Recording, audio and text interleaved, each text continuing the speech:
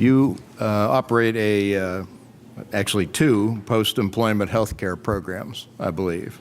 Mm-hmm. Can you give us a brief overview of those, and then also include in your comments what benefits are paid for retired school employees under those health care plans, please?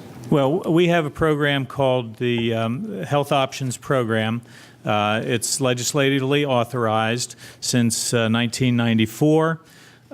It is primarily for Medicare post-65 employees, because in Pennsylvania, most school employees who retire with sufficient service stay on their local school district plan until they hit age 65. That's where the need exists, and PSERS years ago stepped in to fill that need.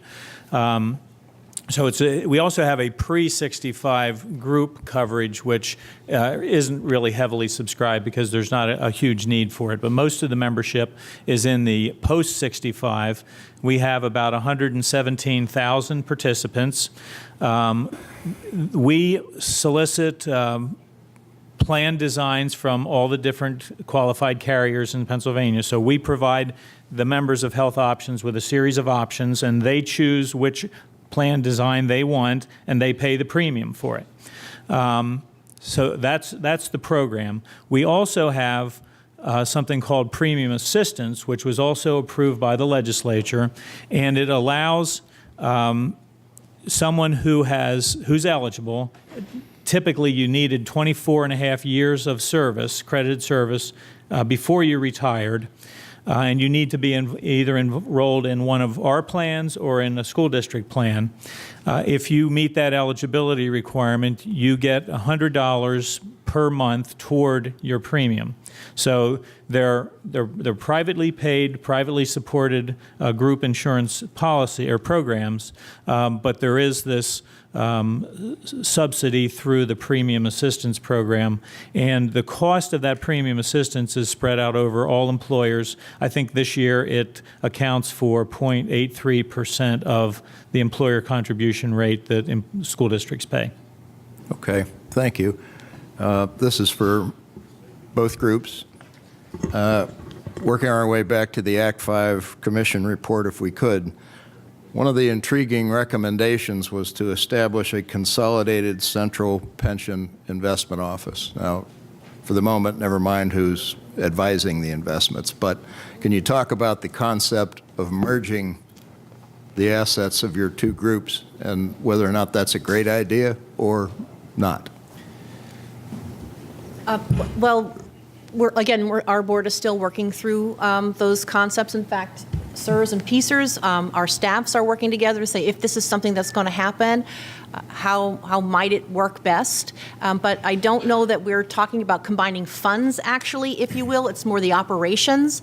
There are, again, bring up that word, fiduciary reasons why actually commingling the funds may not be doable, but consolidating the operations, which I think is the main focus of what the recommendations were. It's something that we're taking a look at to determine what savings we may in fact be able to get out of that, and how our boards could still maintain fiduciary responsibility and do their duties, but perhaps find some savings and efficiencies if we consolidated the operations. So no conclusions at this point, but we're working together with, again, the agencies, and then we'll take some recommendations to our board for them to consider and see what we might find, see what might work or not. Yeah, we've actually been talking about this for several years. Governor Wolf has mentioned it in prior budget addresses, and it's something that we've looked at. But the prior approach was to see what could be done without the need to go in to change the retirement code. Now there seems to be a focus on doing, and there were many, many legal obstacles to being able to do that. We've accomplished some things in terms of sharing deal flow, and our CIOs get together on a regular basis and talk about what they're doing to try to get some economies there. But much heavier lift would require legislation, and as Terry said, nobody that I'm aware of is talking about actually combining the two funds.